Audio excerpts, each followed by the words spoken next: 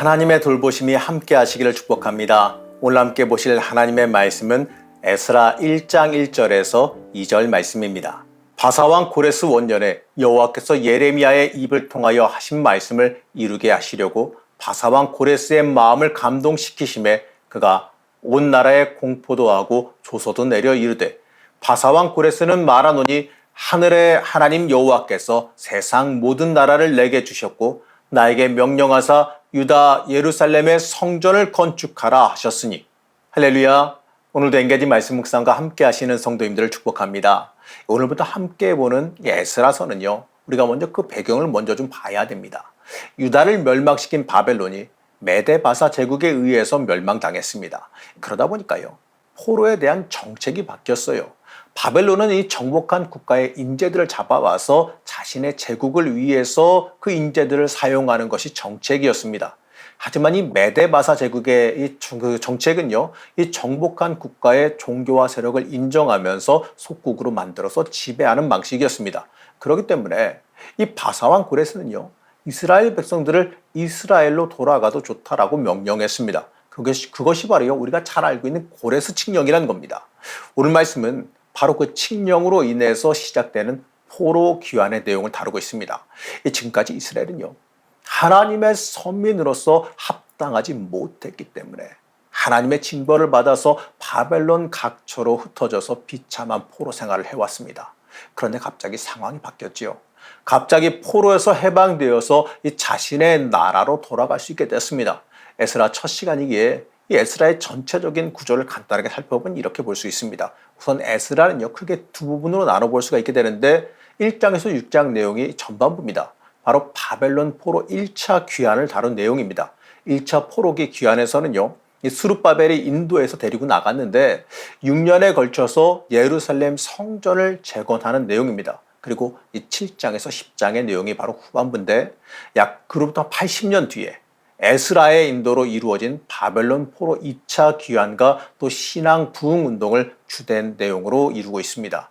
오늘 함께 보는 1장의 내용은 1차 포로 귀환의 시작인 고레스의 그 조서가 선포되어지는 부분을 다룹니다. 그런데 에스라는요, 이 조서가 이 정세의 변화나 국가 통치관의 변화로 이루어진 일이 아니라 하나님의 역사적인 주권으로, 역사에 개입하신 하나님의 주권으로 이루어졌다라고 말합니다.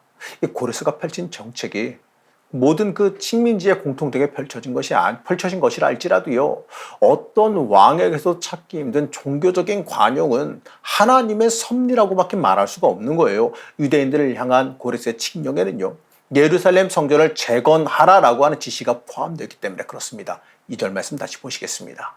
바사왕 고레스는 말하노니 하늘의 하나님 여호와께서 세상 모든 나라를 내게 주셨고 나에게 명령하사 유다 예루살렘의 성전을 건축하라 하셨으니. 1절에서도 하나님께서 바사왕 고레스의 마음을 감동시키심에라고 명확하게 말하고 있습니다. 이 조서는요, 하나님의 주권 아래 공포된 겁니다. 여호와께서 예레미야 입을 통하여 하신 말씀을 이루려 하셨다라고 말하지요. 이건요, 예레미야 25장과 29장에 나오는 예언인데 이 바벨론 포로 생활이 70년 동안 계속될 것이고 그 기간이 지나면 회복될 것이다 라고 하는 예언입니다. 실제로 이 예언은요, 68년 뒤에 이루어졌습니다. 우린 여기서요, 이 언약을 어기고 불순종했으나 끝까지 언약을 지키며 긍휼을 베푸시는 하나님의 은혜를 만날 수 있습니다. 그리고 모든 역사를 주관하시는 하나님께서 결국에는 회복시키신다라는 것을 그 은혜를 바라보게 됩니다. 단순히 우연히 이루어진 일이 아니라 하나님께서 직접 계획하시고 이루신 회복이라는 겁니다. 이건요, 우리의 인생에도 그대로 적용됩니다. 끝날 것 같지 않은 바벨론 포로기 같은 그 기간이 있을지라도요, 결국에는 하나님께서 건지시고 구원하심을 경험하게 되어 있습니다.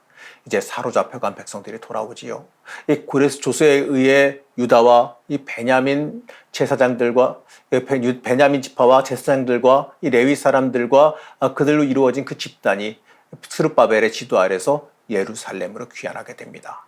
이 70여 년에 걸친 이 포로 생활을 청산하고 되돌아갈 수 있게 되었고요.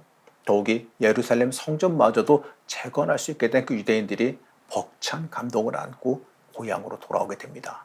그런데 안타까운 점은 유대 백성의 반응이 예상했던 것엔 좀 미치지 못했다는 거죠. 방금 전에 말씀드렸지만 12지파 중에 10지파는 반응이 없고 단지 유다, 베냐민 이 두 지파에 속한 족장들만 반응을 보이기 때문에 그래요. 레위인들은 당연히 오는 거였고, 역사학자 요세푸스는요, 이 바벨론에서 이 포로 생활하던 유대인들이 그들의 부를, 그들이 이룬 그 부유함을 포기하길 꺼렸기 때문이다라고 말합니다. 이 당시 바벨론에서 사유재산을 누릴 수 있었기 때문에 이 성실한 유대인들이 상업활동을 통해서 많은 부를 축적한 경우가 많았다고 합니다. 이걸 보게 되면요, 하나님께서 모든 사람들에게 구원의 역사를 베푸시지만 이 세상 물질과 자신의 안위를 뛰어넘을 수 있어야지만, 한마디로 하나님의 인생의 중심이 돼야 되고 하나님이 가장 중요한 인생의 방향이 된 사람들만 그 구원의 은혜를 받아 먹을 수 있다는 것도 이 말씀 속에서 함께 보게 됩니다. 말씀에 의하면요, 그 대상이 그 마음이 하나님께 감동을 받고 이렇게 말하지요. 바벨론에 있으면 그냥 편안히 자신의 삶을 살 수 있습니다. 하지만 그 삶은 본질을 잃어버린 삶이지요. 예루살렘은 지금 폐허입니다. 뭐 하나 이루어진 게 없어요. 다시 가서 바닥에서 다시 하나 다 쌓아 올려야 되는 그 폐허입니다. 그 폐허가 된 예루살렘에 가서 다시 성전을 건축하는 건요, 굳이 가지 않더라도 알 수 있어요. 고난의 여정이에요. 그 자리에 돌아간다고 해서요, 누구 하나 환영할 사람 없는 것도 맞습니다. 가면 준비된 거 아무것도 없죠. 그리고 가는 길도 먼데 가는 길도 쉽지 않은 여정이에요. 그 길을 가서 고난의 성전 건축을 다시 시작해야 됩니다. 그렇지만 그들은요, 하나님께 감동을 받았기에 그 힘든 길을 기꺼이 선택하며 걸어갑니다. 중요한 건요, 이 땅에서 누리는 인생의 평안함, 육신의 즐거움이 아니라 하나님께서 원하시는 길, 하나님께서 이끄시는 그 길 위에 올라서는 게 중요하기 때문에 그렇습니다. 하나님께서 이제 바벨론의 땅에서 약속의 예루살렘으로 다시 돌아오게 이끄십니다. 그럴 때 그 이끄심 따라갈 수 있어야지요.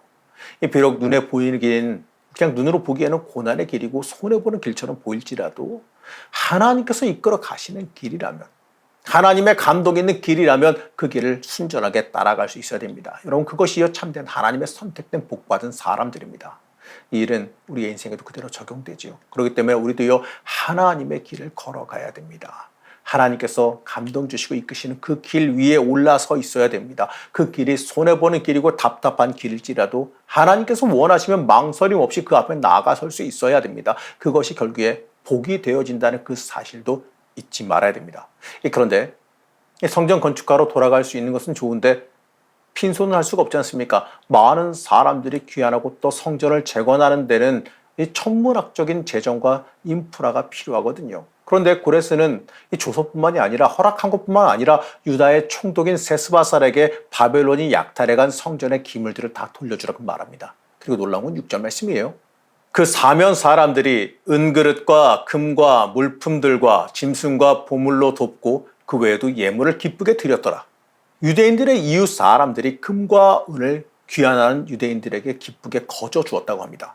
마치 출애굽하는 이스라엘에게 애굽 백성들이 자신의 소유물을 주어 떠나게 했던 것을 떠올리지요. 이 귀국한 유다 백성들이 성전 건축을 위해 예물을 드리게 됐는데 그 양을 보면 실로 엄청난 예물을 드린 것을 보게 됩니다.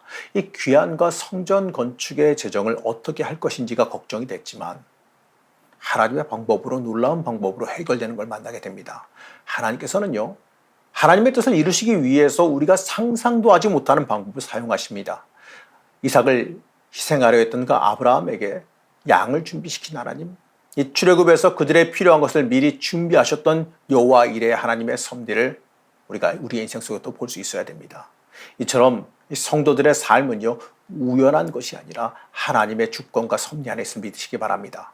하나님께 믿고 맡기면 안 될 것 같은 일일지라도 하나님께서 직접 개입하셔서 놀라운 기적을 이루신다는 걸 보게 됩니다. 하나님께서는 패망이 아니라 회복시키시기를 원하십니다. 결국에는 회복으로 인도하시는 하나님의 사랑하심과 긍휼하심을 우리가 의지할 수 있어야 됩니다. 그리고 그 하나님의 이끄심 앞에 기꺼이 믿음으로 나아가 설 수 있어야 됩니다. 이 당장 눈앞에 아무것도 안 보일지라도요, 하나님의 인도하심 따라 전진하게 되면 이 결국에는 예비하시는 하나님께서 이끌고 해결해 주시는 것을 바라볼 수 있어야 되죠. 사랑하는 성도 여러분, 우리의 인생 속에서도 우리가 하나님께서 원하시는 길 위에 서 있다면, 하나님이 인생의 삶의 목적이 되어 있다면 그 길은요, 하나님께서 책임지신다는 그 사실을 믿어야 됩니다. 하나님의 주권과 섭리 아래 있기를 여러분들 소망하시길 바랍니다. 그럴 때 하나님께서 우리의 삶과 인생을 책임지시는 은혜를 체험하게 될 겁니다. 이 포로 귀환 때부터 모든 것을 계획하시고 준비하시는 하나님의 은혜가 이 시간 하나님 앞에 전적으로 맡기며 하나님 앞에 온전히 기도하며 나아가길 원하는 성도님들의 삶 속에서도 함께 하기를 시간 간절히 축복합니다. 우리를 사랑하신 하나님, 하나님의 계획과 섭리 위에 우리가 있음을 고백합니다. 하나님께서 가장 선하고 복되게 우리를 이끌어 가심을 고백합니다. 하나님의 은혜와 사랑을 날마다 체험하며 살게 하여 주옵시고 믿음으로 끝까지 주의 길을 걸어가게 허락하여 주시옵소서. 오늘도 믿음으로 승리하기를 원하오며 거룩하고 존귀하신 예수님의 이름으로 간절히 기도드렸습니다. 아멘.